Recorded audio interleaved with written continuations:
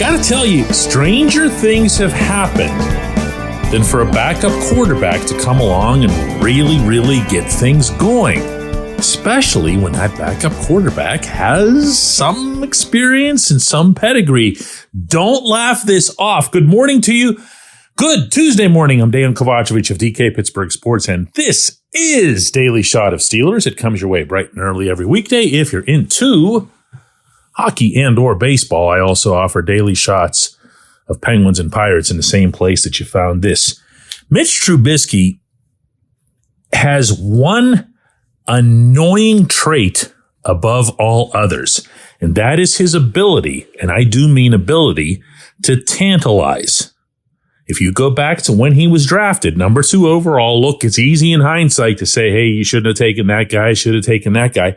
But if you go back to that year, everyone was wowing over his potential, his natural arm talent, run talent, size, smarts, everything. He had everything going on. He was going to be Chicago's franchise quarterback. That said, the franchise that plays in Chicago is still the Bears, and the Bears eat quarterbacks. It's what they do. They've been doing it ever since Jim McMahon, and it's not about to change anytime soon, as poor Justin Fields will tell you. But Mitch, Mitch had those games for the Bears where he'd run up 300, 400 yards, and you wouldn't even think about it because it looked so normal. It looked so natural. Yeah, he throws a lot of picks, okay? He takes a lot of unnecessary risks. He believes, rightly or wrongly, that his arm talent can outmaneuver any challenge that's in front of him. That's how and why you have Mitch throwing into triple coverage for Allen Robinson and one of the worst picks you'll ever see. I'm not naive to that. I haven't forgotten how I was calling for Kenny Pickett to come and take Mitch's place when Mitch really struggled in the middle of last season. I'm not taking any of that back. I'm looking at the current circumstance and trying to see that it's not the end of the world. As I mentioned on yesterday's show, to the plain chagrin of an awful lot of listeners, I might add, the loss of Kenny to this offense is not what the loss of a quarterback, a starting quarterback, would be to most offenses. Kenny's not established. Even if you are a Kenny believer, and I'd like to think I still am, then you've got to admit that he was nowhere near where he needs to be, even when at his best. Because of that, in my opinion, the game started to speed up on him. This might actually be a decent time for him to step away. Forcibly, obviously. And look at some of those senseless rollouts to the left. Look at some of those panic moves when he would think that the pocket's about to collapse, but the pocket wasn't collapsing, and all he needed to do was either step up in it or hold it. He wouldn't do either. He'd freak, and that was the end of the sequence. Mitch isn't that. And you'll see that for whatever mistakes he makes, and he will. This wonderful stretch that the Steelers have had spanning pretty much half a season of never throwing interceptions, that's about to end. But you know what else? That's the NFL in 2023. You're going to take some gambles. You're going to put the ball up in the air 35 to 40 times, and the other guys are going to come down with it once or twice. You don't want it to be 3 or 4. But they're going to come down with it. It's part of the game. Put your defense out there and get it back. I'm not going to get into one of those statistical comparisons and, Kenny this and Mitch that. We've been there and done that. But I do believe that there are certain things that Mitch can bring to this offense right now that Kenny couldn't. One of them, and I don't want to state this too strongly, but there's a reason that Mitch was anointed a team captain and retained that captaincy throughout the 2022 season, even when it was crystal clear he'd be a backup. for the remainder of that year once he lost the job. He is that respected in that room. He will stand up to anyone. He won't put up with any crap. He's going to have a natural, I believe, superior awareness of what's happening at the line of scrimmage, reading the safeties, finding the open guy, for no other reason than that he's been in the league longer. This is his 7th year. He had 5 with the Bears, 1 as the backup in Buffalo, and then he came to Pittsburgh. This is someone who's not going to be blown away by any situation, by any pass rush. You're not going to see happy feet out of him. He's not that guy. You're going to see a basic run-of-the-mill NFL quarterback. And that's going to sound like a shot at him. And it's not. It's not. But I want you to think about something. You know, all those Sundays or even Mondays or Thursdays when you'd put on a game the 2 other teams were playing and you saw they had some whoever, Joe Blow quarterback, and he was making passes that you didn't see Kenny making. And he was making reads that you didn't see Kenny making. And you wonder to yourself, wow, why can't Kenny just do that? Well, because he's not there yet. He might not get there, but he's definitely not there yet. And you think to yourself, like, why can't we just get some right off of the rack quarterback who could just be okay for us and then capitalize on this running game and capitalize on this defense and all the takeaways that they usually generate? I'm probably guilty on this episode of being a little Pollyanna-ish. I get that. But I know how I would feel about Kenny going into this game if he was completely healthy after what I saw of him panicking again in that first half against the Cardinals. And that's a regression from Cincinnati. And that was going to take some time to dig out of him. Maybe it's something that he can do on the side or while watching. And in the interim, if the team benefits in the long term, or heaven help us, benefits in the short term by winning some games or even, collecting some mojo or whatever. The National Football League's history is full of stories where the backup just found it after a certain amount of time and carried his team somewhere. I'm not predicting anything here, but I'm also not ruling it out. It is a conceivable part of the script to come. And hey, look, the season's already been super weird. What's a little more weirdness? When we come back, J1Q.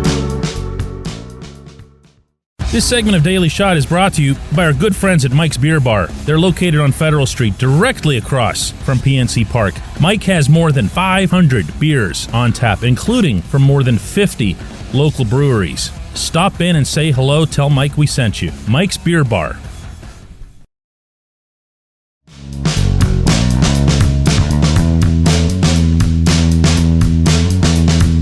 For J1Q, Kyle writes, DK, Kenny at least gives hope for an upside. Mitch, not so much. That's not a question, but there's a reason that I read it. Because as I look through the rest of my list of correspondence that I got, David also sent this. I don't think I'm going to miss Kenny Pickett as much as I'm going to miss the idea of Kenny Pickett. My wife Dahlia and I talk a lot about the business of sports, the business of selling sports, whether that's through a media company or the retail little shop that we have downtown or whatever. And the one thing that we agree upon, we don't always agree on everything, believe me, is that hope sells. Hope is the number one seller in sports. It's the reason that fans get super defensive about young players, whereas they'll toss veterans out like that.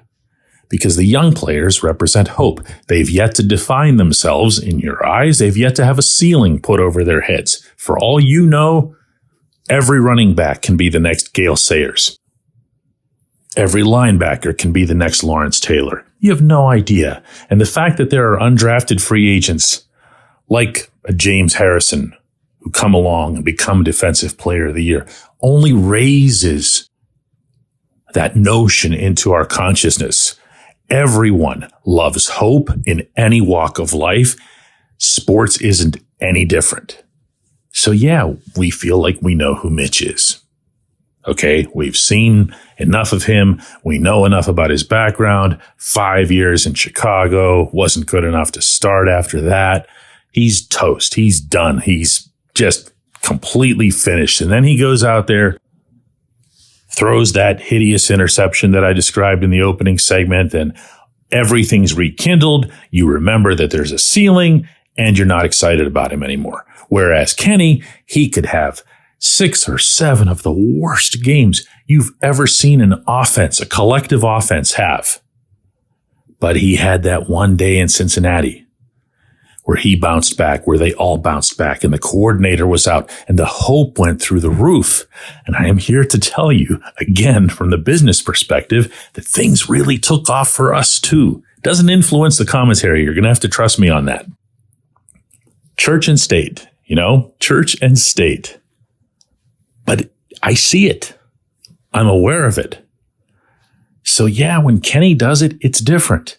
Even though it could be the exact same result. Have you seen any of the various statistical comparisons that are out there? Not so much between Mitch and Kenny, but Mason Rudolph and Kenny. Lots of those out there. Rudolph's got better stats. Rudolph's got better stats through roughly the same amount of action, and you might remember, under a much, much worse circumstance. Rudolph was getting his head ripped off, banged by a helmet, other injuries, was thrown in as Ben Roethlisberger's replacement in week 2 in Santa Clara against the 49ers of all teams, almost beat them. But then everybody just decided that Mason was done. We've seen enough. He's not new anymore. He's certainly not young. He's a 3rd rounder, so he wasn't a 1st rounder, so our hopes were never too high. So we're not worried about our hopes being dashed. I'm not talking to you as if I'm outside all of that. I do the same thing. I see a young player do something, even if it's in Latrobe, even if it's just in a drill, and I think, wow, this could be a generational talent. And I'm talking about off one catch. You've seen my reaction was no different than anybody else's at St. Vincent College when George Pickens first started coming down with all those ridiculous circus catches out there. It's just human. If you see someone who's, 8 years old and winning chess competitions, you're going to get more excited than if you see somebody who's 58 years old and winning chess competitions. You think that everybody's going to be the next Bobby Fischer. But if it sounds like I'm heading toward a real answer to your question, I am.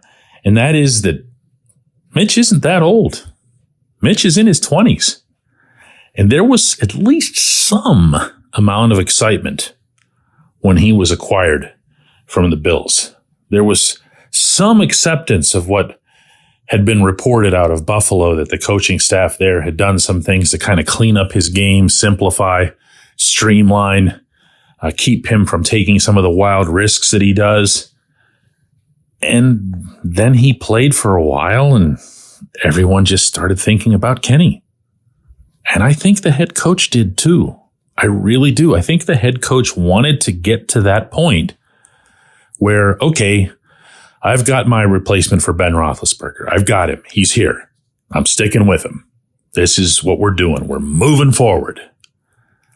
And, maybe it was wrong. I don't know. I don't have it. I'm not holding back an opinion on this. I don't have one. I want to see it play out. But I want to see it play out with Mitch getting a chance too. Why not? I appreciate the question. I appreciate everybody listening to Daily Shot of Steelers. We'll do another one of these tomorrow.